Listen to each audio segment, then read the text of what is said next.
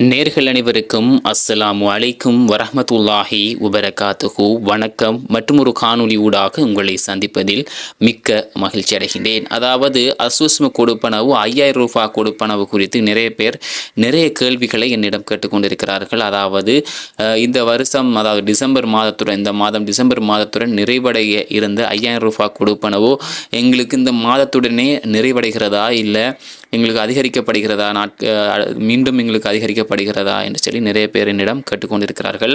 அவர்களுக்காகத்தான் இந்த வீடியோ. அதாவது அரசாங்கம் வெளியிட்டதுக்கு அமைய 5000 ரூபாய் கொடுப்பனவு இன்னும் ஒரு வருடத்துக்கு அதிகரிக்கப்பட்டிருக்கிறது என்கின்ற மகிழ்ச்சி தகவல்களை இந்த இடத்தில் கூறிக்கொள்கின்றேன். அதாவது இந்த 5000 ரூபாய் கொடுப்பனவு டிசம்பர் மாதத்துடன் நிறைவடைய இருந்த நிலையில் மேலும் ஒரு வருடத்துக்கு அவர்களுக்கு அந்த 5000 ரூபாய் கொடுப்பனவு வழங்கப்படும் என்று சொல்லி கூறப்பட்டிருக்கிறது. அதாவது இந்த 5000 ரூபாய் கொடுப்பனவு எடுத்துக்கொண்டிருந்தவர்கள் 2 கேட்டகரிகளாக இருந்தார்கள். அதாவது நிலையற்றவர்களாகவும் பாதிக்கப்பட்டவர்களாகவும்.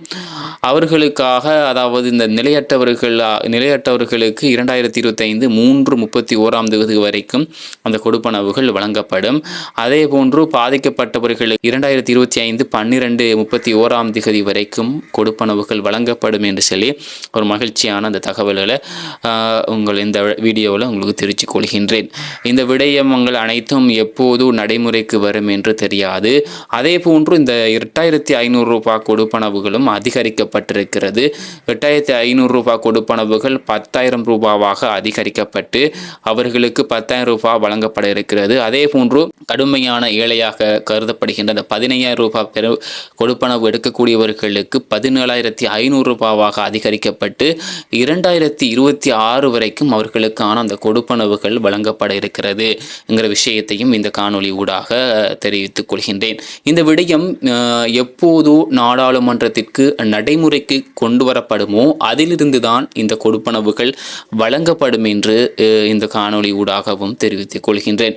அதுவரைக்கும் என்னென்ன விடயங்கள் நடக்கும் என்பதனை அடுத்தடுத்த கட்டங்களாக அரசாங்கம் வெளியிடும் என்கின்ற விஷயத்தையும் இந்த காணொளி ஊடாக தெரிவித்துக் கொள்கின்றேன். அதன் அடிப்படையில் அது குறித்து முழு தகவல்களும் நம்மளுடைய இந்த யூடியூப் சேனலில் உங்களுக்காக வழங்குவோம் என்கின்ற விஷயத்தை தெரிவித்துக் கொள்கின்றேன்.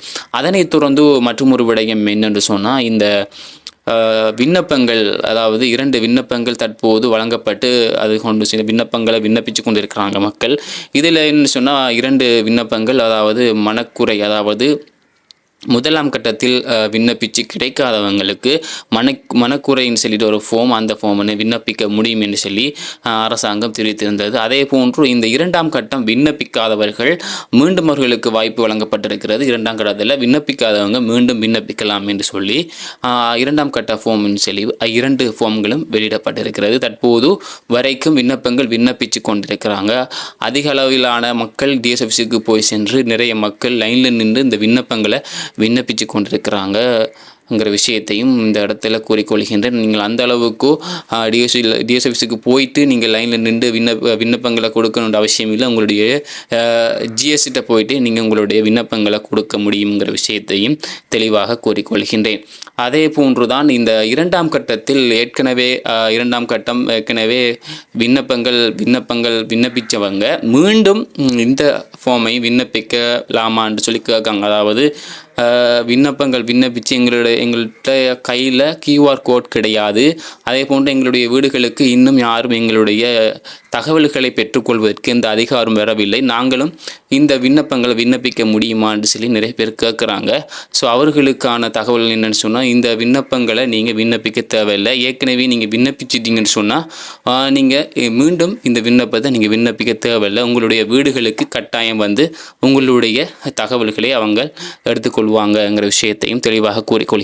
ஏன்னு சொன்னால், கடந்த 25ஆம் தேதி அந்த தகவல்களை பெறுவதற்கான மீள ஆரம்பிக்கப்பட இந்த நிலையில், வேலைகள் ஆரம்பிக்க இருந்த நிலையில்தான் மீண்டும் இந்த ஒரு சலுகையை அரசாங்கம் வழங்கியிருந்தது. அதனால் மீண்டும் என்ன செய்யப்பட்டிருக்கிறதுன்னு சொன்னால், இந்த விஷயங்கள், இந்த ஃபார்ம், அந்த இப்போதைக்கு வழங்கப்பட்டிருக்கின்ற ஃபார்ம், அந்த விண்ணப்பங்களுடைய சகல வேலைகளும் நடைபெற்று முடிந்ததற்கு பிறகு உங்களுக்கும் இதுக்கு விண்ணப்பித்தவங்களுக்கும் சேர்த்து இந்த தகவல்களை பெற்றுக்கொள்வதற்கு உங்களுடைய வீடுகளுக்கு கட்டாயம் வந்து உங்களுடைய தகவல்களை பெற்றுக்கொள்வார்கள் என்று இந்த விஷயத்தை தெளிவாக கூறிக்கொள்கின்றேன். இதில் யாரும் குழப்பமடைய தேவையில்லை, யோசிக்க தேவையுமில்லை. நீங்கள் விண்ணப்பங்களை கொண்டு போய் கொடுத்தாலும் இந்த விண்ணப்பத்தை நீங்கள் மீண்டும் விண்ணப்பத்தை கொடுத்தாலும் 2ஆம் கட்ட விண்ணப்பங்களை கொண்டு போய் சேர்த்தாலும் அது ரிஜெக்ட் செய்யப்படும். ஏற்கனவே நீங்கள் விண்ணப்பிச்சிருந்தால், ஏற்கனவே நீங்கள் விண்ணப்பிக்கிறேன்னு சொன்னால் நீங்கள் இந்த விண்ணப்பங்கள் 2ஆம் கட்ட விண்ணப்பத்தை நீங்கள் விண்ணப்பிக்க முடியுங்கிற விஷயத்தையும் தெளிவாக கூறிக்கொள்கின்றேன். இந்த காணொளி நிறைய பேருக்கு ஒரு பயனுள்ள காணொளியாக அமைந்திருக்கும். எனவே இதை நிறைய பேருக்கு உங்களுடைய ஃபேமிலிகளுக்கு ஷேர் பண்ணி நிறைய பேர் பயனடைவதற்கு நீங்கள் உங்களுடைய ஆதரவை நமக்கு தந்து கொள்ளுங்கள். விடயத்தை தெரிவித்து கொண்டு மற்றும் ஒரு காணொளி ஊடாக உங்களை சந்திக்கின்றேன். நான் முகமது ஷதாம்.